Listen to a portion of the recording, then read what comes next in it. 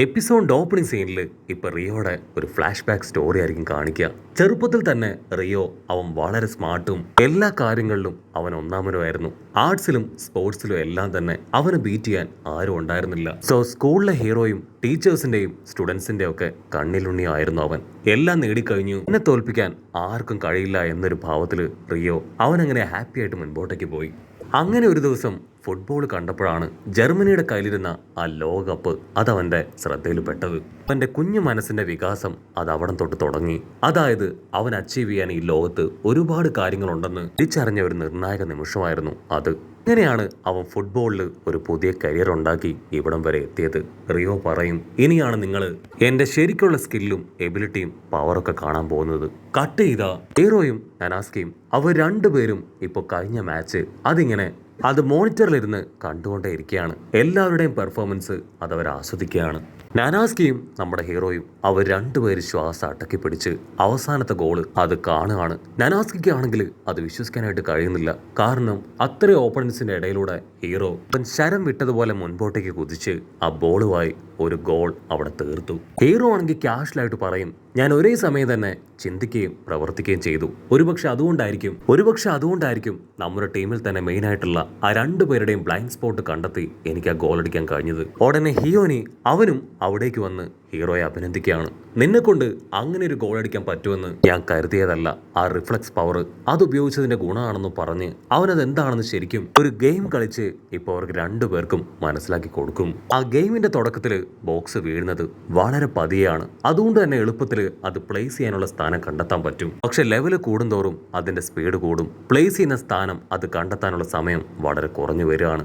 അതുപോലെ തന്നെയാണ് പെന്നിനെയും ആ മുടിയനെയും തോൽപ്പിക്കാനായിട്ട് ഞാൻ പറഞ്ഞു തന്ന ഈ ഒരു സ്ട്രാറ്റജിയും. പക്ഷെ ഒരു പ്രോ പ്ലെയറിന് അയാളുടെ അപ്പോഴത്തെ ബ്ലോക്ക് അതെന്താണെന്നും അതെവിടെ പ്ലേസ് ചെയ്യണമെന്നും ഓപ്പോസിറ്റ് വരുന്ന ബ്ലോക്ക് അതെന്താണെന്നും പെട്ടെന്ന് തന്നെ മനസ്സിലാക്കാനും അതനുസരിച്ച് ഒരു റിഫ്ലക്റ്റ് ആക്ഷൻ അത് ക്രിയേറ്റ് ചെയ്യാനും സാധിക്കും. ഉടനെ ഹീറോ പറയും, ഇതുപോലെ തന്നെയാണ് എനിക്കും ആ നിമിഷം തോന്നിയത്. പാസിംഗ് സെക്കൻഡ്സ് അത് എത്രയാണെന്നും ചുറ്റും ഉണ്ടായിരുന്നവര് ഏതൊക്കെ മൂവ്മെന്റ്സ് നടത്തുമെന്നും ഞാൻ എങ്ങനെ മുമ്പോട്ട് പോകണമെന്നും എനിക്കൊരു ഫ്രാക്ഷൻ ഓഫ് സെക്കൻഡിൽ മനസ്സിലായി. അതേ സെക്കൻഡ് തന്നെ ഞാൻ എൻ്റെ ആക്ഷൻ അത് ബോട്ടേക്ക് വെച്ചതുകൊണ്ട് തന്നെ ഗോള് അതെനിക്ക് അനുകൂലമായിട്ട് വന്നു. ആണെങ്കിൽ ഇപ്പൊ നമ്മുടെ ഹീറോ ചെറുതായിട്ടൊന്ന് ടീസ് ചെയ്യും. ആക്ച്വലി നിന്റെ ഉള്ളിൽ എല്ലാ പവറും ഉണ്ട്. അത് ഇത്ര കാലവും നീ അനക്കാതെ വെച്ചു.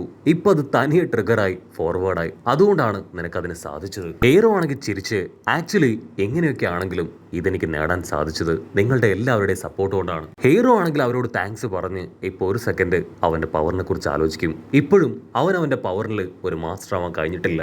ഇതിനെ മാസ്റ്റർ ചെയ്യാൻ കഴിഞ്ഞാൽ തീർച്ചയായിട്ടും എനിക്ക് ഇതിലും നന്നായിട്ട് പെർഫോം ചെയ്യാൻ കഴിയുമെന്ന് പറഞ്ഞ് അവനിപ്പോ അടുത്ത ബാറ്റിലേക്ക് കടക്കുകയാണ്. അടുത്ത ബാറ്റില് അതേയും സിയും തമ്മിലുള്ള മത്സരമാണ്. വിസിലാണെങ്കിൽ നീട്ടിയടിക്കും. അവരുടെ മത്സരം അത് ആരംഭിച്ചു. കളിക്കിടയിൽ റിയോ അവനാണെങ്കിൽ നാഗിയെ കുറിച്ച് ചിന്തിക്കുകയാണ്. ആക്ച്വലി ഞാനായിരുന്നു നിന്റെ കൂടെ ചേർന്ന് നിൽക്കേണ്ടത്.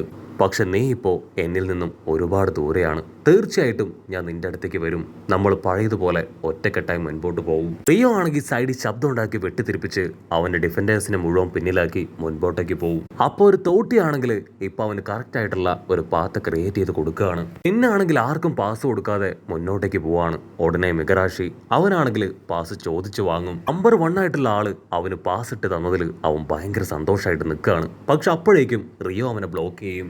അവനാണെങ്കിൽ ഇപ്പൊ ആർക്ക് പാസ് കൊടുക്കണം എന്നറിയില്ല.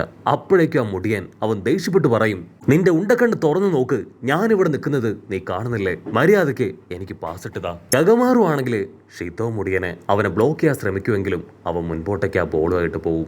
പക്ഷേ ഗഗമാറു അവൻ ആ മുടിയൻ ഷിതോയെ പോലെ ഫ്ലെക്സിബിൾ ആണ്. അവൻ ചാടി വന്ന് ഇപ്പൊ ആ ബോള് അതങ്ങനെ തട്ടിയെടുക്കും. അവൻ ആ ബോളാണെങ്കിൽ ഇപ്പൊ യുക്കിയമേക്ക് ഇട്ട് കൊടുക്കുകയാണ്. അവനാണെങ്കിൽ ഭയങ്കര സ്പീഡാണ്. ബോളുമായിട്ട് അവൻ ഞൊട്ടിയിടയിൽ മുൻപോട്ടേക്ക് കുതിക്കും. അവനവന്റെ കൂടെ ഓടുന്ന ഓപ്പണൻസിനോട് പറയും, ആക്ച്വലി ഫുട്ബോൾ ഒരു 1-on-1 ഗെയിമായി 1-on-1 ഗെയിമായിട്ട് വേണം കളിക്കാനായിട്ട്. അങ്ങനെയാണെങ്കിൽ ഈ ജപ്പാനിൽ ഫുട്ബോളിൽ എന്നെ തോൽപ്പിക്കാൻ ആരും ഉണ്ടാവില്ല. അപ്പോഴേക്കും മുടിയൻ ഷിത്തോ അവൻ അവിടേക്ക് എത്തി ഇപ്പൊ അവനെ ബ്ലോക്ക് ചെയ്യാൻ ശ്രമിക്കും. പക്ഷെ യുക്കിമി ആണെങ്കിൽ സിമ്പിൾ ആയിട്ട് അവനെ ബീറ്റ് ചെയ്ത് മുന്നേറുകയാണ്. ഇവിടെ റിയോ അവന്റെ മൂവ്മെന്റ്സ് കണ്ട് ഫ്രീസ് ആവും. ശരിക്കും ഒരു 1-on-1 എംപറർ തന്നെയാണ്. ഉടനെ 2 ഡിഫൻഡേഴ്സ് ഇപ്പൊ അവനെ ബ്ലോക്ക് ചെയ്യാണ്. റിയോ ആണെങ്കിൽ ഒരു പാസിന് വേണ്ടി അവനോട് ചോദിക്കും. പക്ഷെ അവന് സ്വന്തമായിട്ട് ഗോൾ അടിക്കണം എന്ന ആഗ്രഹത്തെ പ്രതി അവൻ ആ ബോളിനെ ഗോൾ പോസ്റ്റ് ലക്ഷ്യമാക്കി ചവിട്ടി തെറിപ്പിക്കും. ബോളിന്റെ പോക്ക് കാണുമ്പോൾ എല്ലാവരും ഉറപ്പിക്കും അത് തീർച്ചയായിട്ടും ഒരു മിസ് കിക്ക് തന്നെയാണെന്ന്. പക്ഷെ ആ ബോള് അതാണെങ്കിൽ ഇപ്പൊ ഗോൾ പോസ്റ്റിന്റെ തൊട്ടടുത്തേക്ക് വരികയാണ്. വേറൊരുത്തൻ അത് ബ്ലോക്ക് ചെയ്യുമെങ്കിലും നാഗി അവനെ തട്ടി മാറ്റി ഇപ്പൊ ആ ബോള് അതൊരു ഗോളാക്കി മാറ്റും. നാഗിയുടെ പവർ കണ്ട് ഇപ്പൊ റിയോ അവൻ ഷോക്ക് ആവുകയാണ്.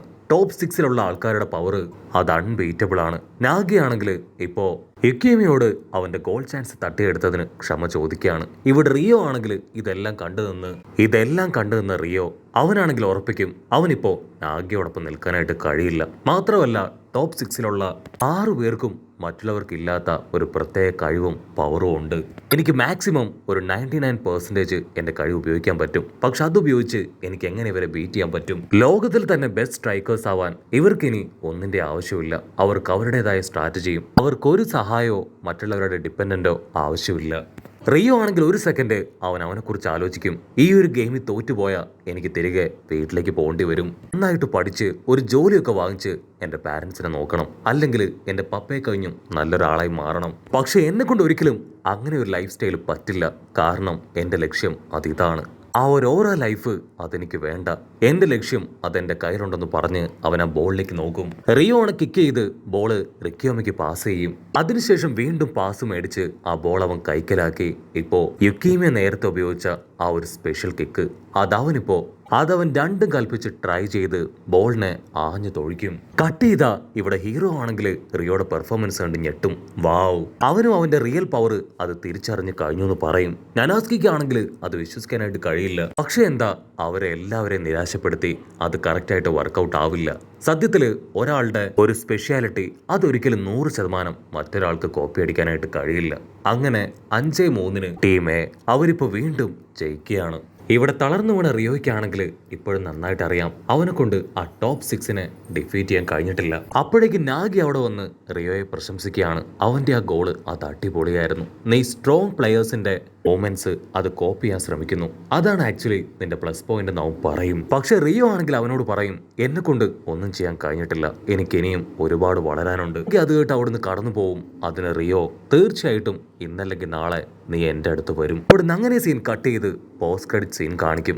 ജാപ്പനീസ് ഫുട്ബോൾ യൂണിയനിലേക്ക് ഇപ്പൊ സായി ഇത്തോഷിയും ആളുടെ ഏജന്റും അവർ രണ്ടുപേരും കടന്നു വരികയാണ്. സായി ആണെങ്കിൽ അവരെ കാണേണ്ട താമസം ഇവരേതാണ് ഈ 2 മണ്ടന്മാരും ചോദിക്കും. അതിന് ഏജന്റ് പറയും ഇവരാണ് ഇതിന്റെ മാനേജറും ചെയർമാനും എന്ന് ഏജന്റ് പറയും. ഉടനെ സായി ഞാൻ സ്ട്രെയിറ്റ് ആയിട്ട് കാര്യത്തിലേക്ക് വരാം. ഞാൻ നിങ്ങളുടെ ടീമിന്റെ ഫൈറ്റ് കണ്ടു.